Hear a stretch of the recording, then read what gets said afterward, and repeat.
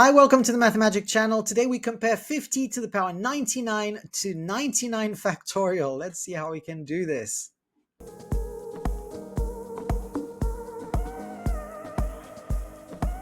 All right, so when we're trying to compare numbers, it's important to know what we're dealing with here. And 50 to the power 99, well, that is 50 times 50 times 50 times 50. Oh my God, so many times, 99 times. It's a huge number.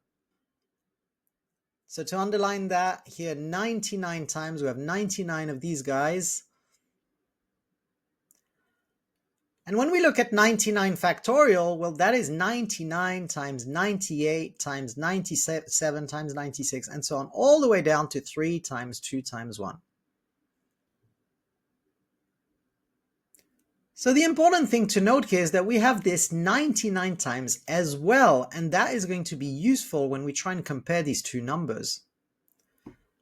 So one thing that we could do here is we could actually group this so that we can make the two numbers easier to deal with. We could group the top, and this is the clever trick in this question, as 50 squared times 50 squared times 50 squared. But we have an odd number of 50s, so we're going to have one left at the end.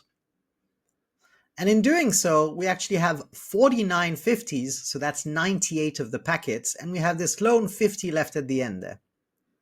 And we can do something similar with 99 factorial.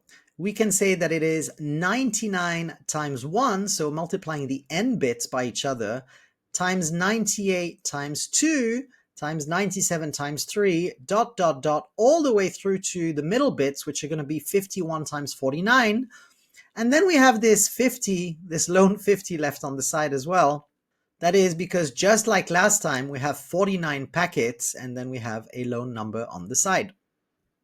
Now, whenever we want to compare two numbers, it's a good idea to divide them by each other. So if we did 50 to the 99 divided by 99 factorial, if we were to find out that that is bigger than 1, then the top number would be the greatest number. 50 to the 99 would be bigger than 99 factorial.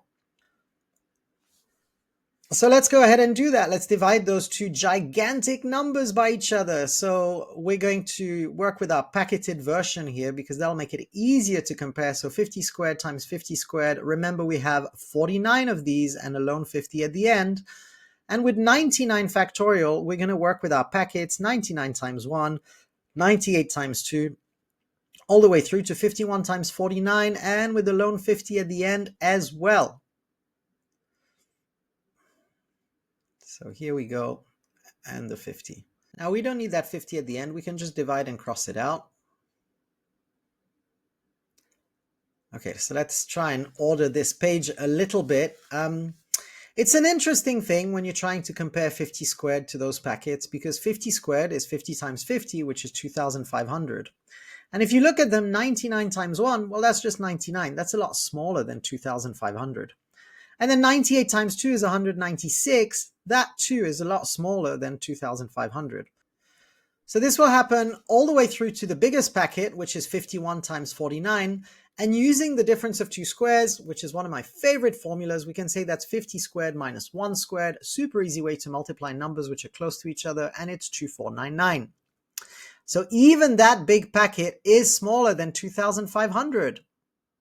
So if we just write that down quickly, that the biggest packet is 2499, and that is smaller than 2,500.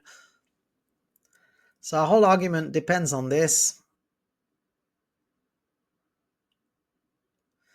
And therefore we can conclude that 50 to the 99 is indeed bigger than 99 factorial.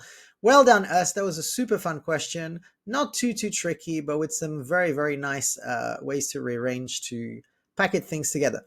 So one small fun fact to finish this question here.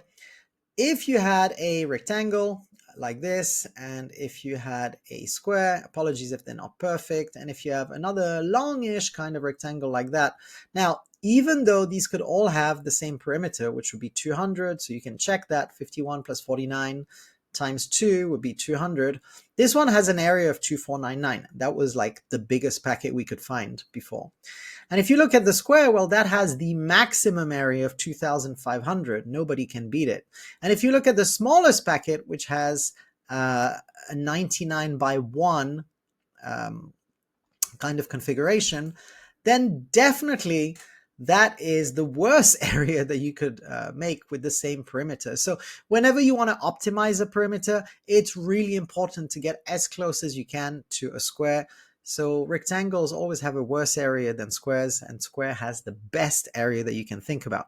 Actually, the absolute best would be a circle, but since that's not what we're doing today, we can't use that. Thank you for watching this video on the Mathemagic channel today. I hope you enjoyed it just as much as I enjoyed doing the question.